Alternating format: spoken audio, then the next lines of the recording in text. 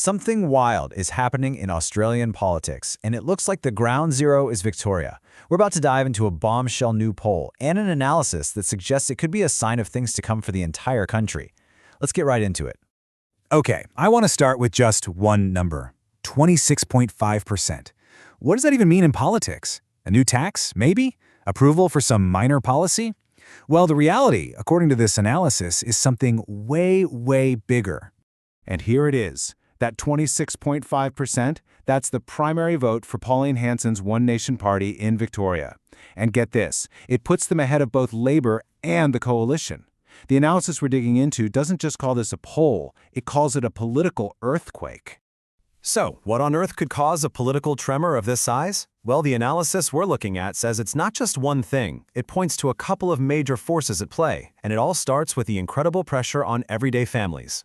First up, let's talk about the economic squeeze. The analysis we're exploring argues that this whole shakeup, it isn't really about complicated political theories. Nope. It's about the real, raw financial pain being felt at kitchen tables all across the state.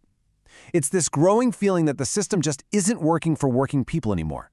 And this quote from the source material just says it all, doesn't it? It cuts right to the heart of that frustration. The analysis makes the point that when something as fundamental as owning your own home starts to feel like a joke, people understandably start looking for some pretty radical alternatives. So if we drill down a bit, the analysis highlights the obvious culprits. The crushing cost of living, the housing crisis, you know the story. But it also points to this feeling that the major parties are just, tinkering at the edges. And specifically, there's this perception that Labour, the traditional party of the so-called battler, has kind of abandoned its base. And that leads to an even deeper problem.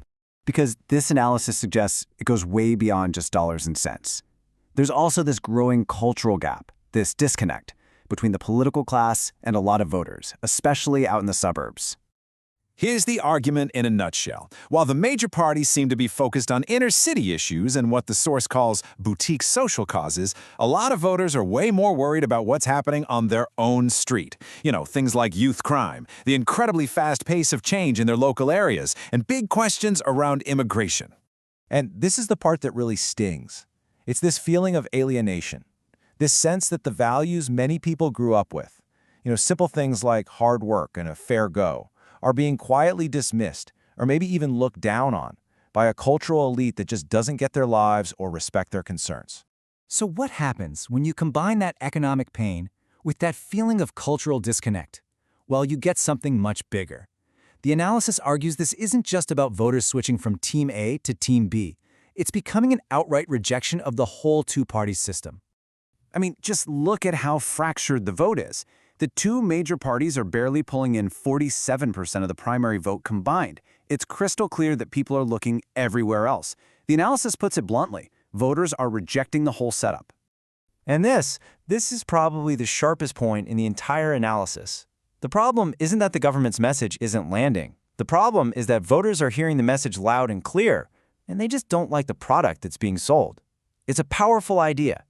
And for proof, the analysis points to this one incredible stat. Pauline Hanson's personal approval rating is now actually higher than the Victorian premier's.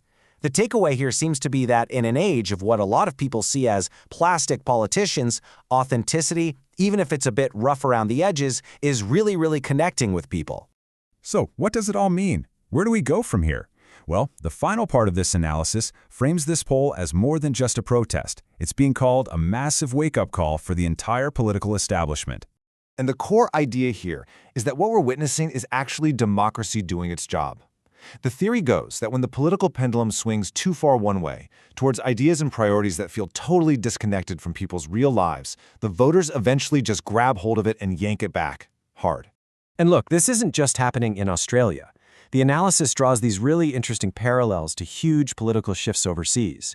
It points to Brexit in the UK and the Rust Belt revolt in the US as these big flashing warning signs of what happens when a huge chunk of the population feels like their economic and cultural worries have been ignored for just way too long. Which leaves us with the big one, the final, crucial question.